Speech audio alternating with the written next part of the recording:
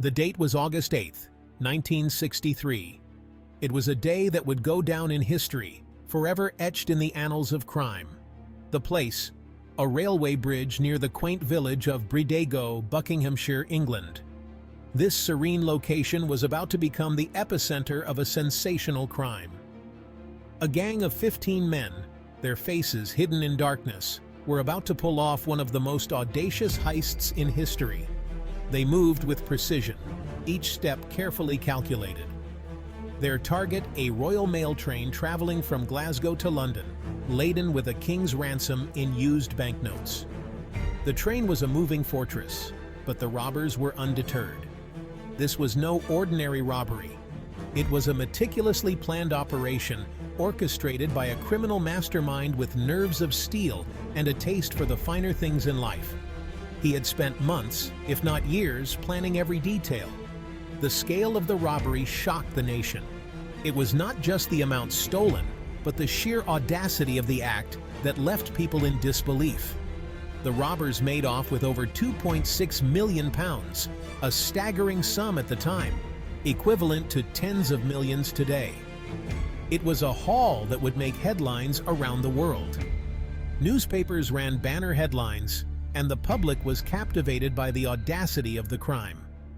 The story of the Great Train Robbery was on everyone's lips. Who were these daring thieves who had so easily outwitted the authorities? The public's curiosity was insatiable. The answer lay in the shadowy world of London's underworld, where a charismatic leader had assembled a team of specialists, each with a unique skill set, to carry out his ambitious plan. They were experts in their fields, from safecrackers to getaway drivers. The robbery, which would soon be dubbed the Great Train Robbery, would become a legendary crime, capturing the public's imagination for decades to come. It was a story that had everything: drama, intrigue, and a cast of colorful characters. It would inspire countless books, films, and songs, cementing its place in criminal folklore. The heist became a cultural phenomenon, a symbol of daring and defiance.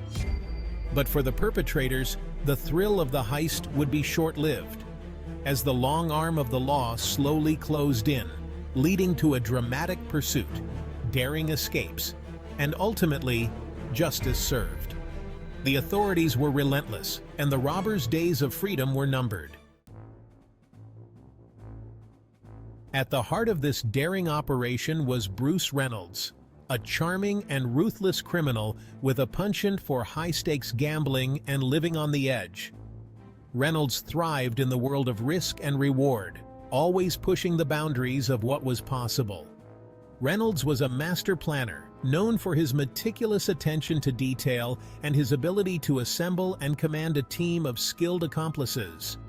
His mind worked like a finely tuned machine, always calculating, always strategizing. He had spent months carefully selecting the right men for the job, individuals with the expertise and nerve required to pull off such an audacious heist. Each member was chosen for their specific talents, ensuring that no aspect of the plan was left to chance. Among his recruits were men like Ronnie Biggs, a small-time crook with a talent for charm and persuasion. Biggs had a way with words that could open doors and smooth over any situation. Buster Edwards, a club owner with a network of underworld contacts. Edwards' connections were invaluable, providing the gang with resources and information that were otherwise out of reach. And Charlie Wilson, a hardened criminal with a reputation for violence. Wilson was the muscle of the group, his mere presence enough to intimidate anyone who might stand in their way. Each man brought his own unique skills to the table, forming a formidable team under Reynolds' leadership. Their combined expertise made them a force to be reckoned with, each member playing a crucial role in the grand scheme. They were a diverse group, bound together by greed, ambition, and the intoxicating allure of a life less ordinary. The promise of a massive payday and the thrill of the heist kept them united and focused. The gang met in secret, their planning shrouded in secrecy. They knew that one slip-up could spell disaster, so they took every precaution to ensure their plans remained hidden. They studied train schedules, mapped out escape routes, and even went as far as bribing a postal worker for inside information. Every piece of the puzzle was scrutinized, every variable considered. Their plan was intricate, relying on precise timing, meticulous coordination, and a healthy dose of good fortune. They rehearsed their roles, each man knowing exactly what was expected of him. Every detail was carefully considered, every eventuality accounted for. Or so they thought. Despite their thorough preparations, the unpredictable nature of such a high-stakes operation meant that uncertainty always loomed in the background, a constant reminder of the risks they were taking. As the date of the robbery approached, tension mounted. The gang knew that failure was not an option, that the stakes were incredibly high. They had invested everything in this one daring gamble, and their nerves were on edge. On the night of August 7, 1963, they assembled at their pre-arranged rendezvous point, a secluded farm near the intended site of the robbery. The air was thick with anticipation and apprehension. Under the cover of darkness, they made their move. Their plan hinged on tampering with the railway signals, forcing the high-value train to make an unscheduled stop. A skilled electrician within their ranks carefully manipulated the signals, creating a false red light that brought the train to a halt at the precise location they had chosen. It was a daring maneuver, one that required split-second timing and a cool head under pressure. With the train at their mercy, the gang stormed aboard, their faces hidden behind masks. They overpowered the train staff, who were caught completely off guard. There was a brief moment of chaos, of shouting and confusion, as the robbers asserted their dominance. Threatening the train staff but ultimately avoiding serious violence, they quickly located the high-value carriage, their prize within reach. Section 4. Errors in the countryside.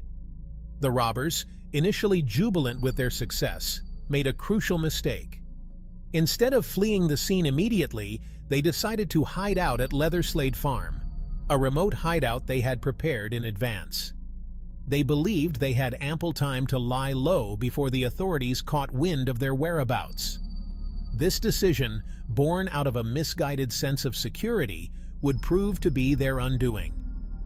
Unbeknownst to the gang, their meticulously crafted plan had a fatal flaw. They had overlooked one crucial piece of evidence: their fingerprints. At Leatherslade Farm, they carelessly left behind a treasure trove of incriminating evidence: fingerprints, food wrappers, even Monopoly money they had used to pass the time. The police, initially baffled by the scale and audacity of the robbery, now had a crucial lead. The discovery of Leatherslade Farm sent shockwaves through the investigation. What was initially a baffling mystery now had a focal point. Forensic experts descended upon the farm, meticulously combing through every inch of the property for clues.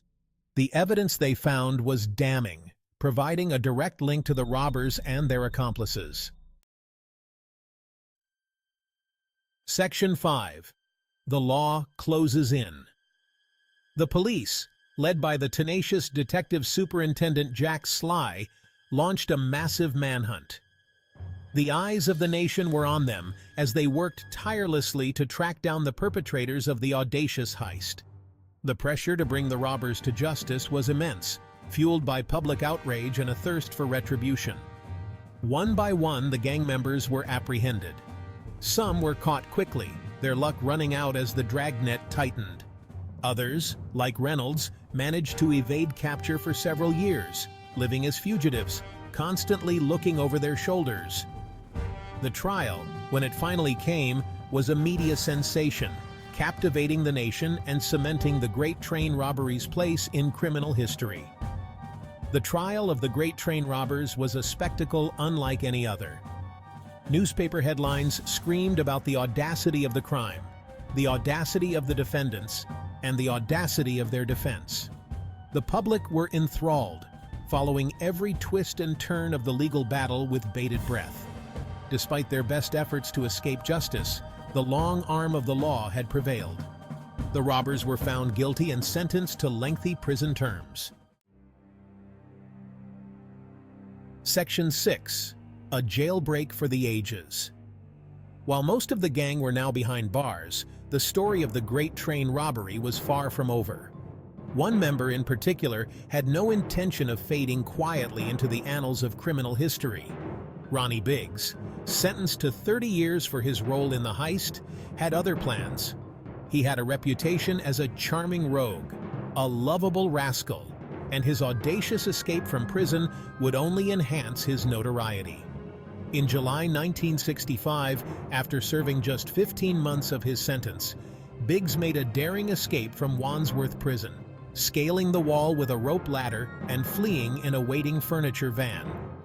His escape, meticulously planned and executed with precision, made him an instant folk hero.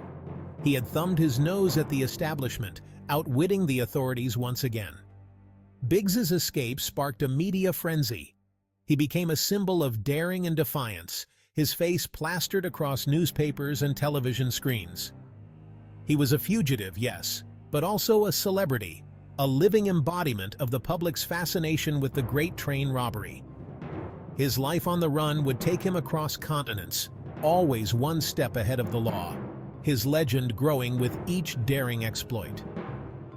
Biggs adopted numerous disguises and false identities to evade capture. He eventually found refuge in Brazil, a country without an extradition treaty with the UK. In Brazil, he lived a new life, fathering a child and becoming somewhat of a local celebrity. He even participated in the vibrant Brazilian carnival, blending into the colorful culture. Meanwhile, British authorities were left frustrated, unable to bring him back to face justice. Biggs gave interviews, further fueling his legend and the public's fascination with his story. As years passed, his health declined, but his story remained a captivating tale of audacity and adventure. Ronnie Biggs's life was a testament to the lengths one man would go to for freedom, forever etched in the annals of criminal history.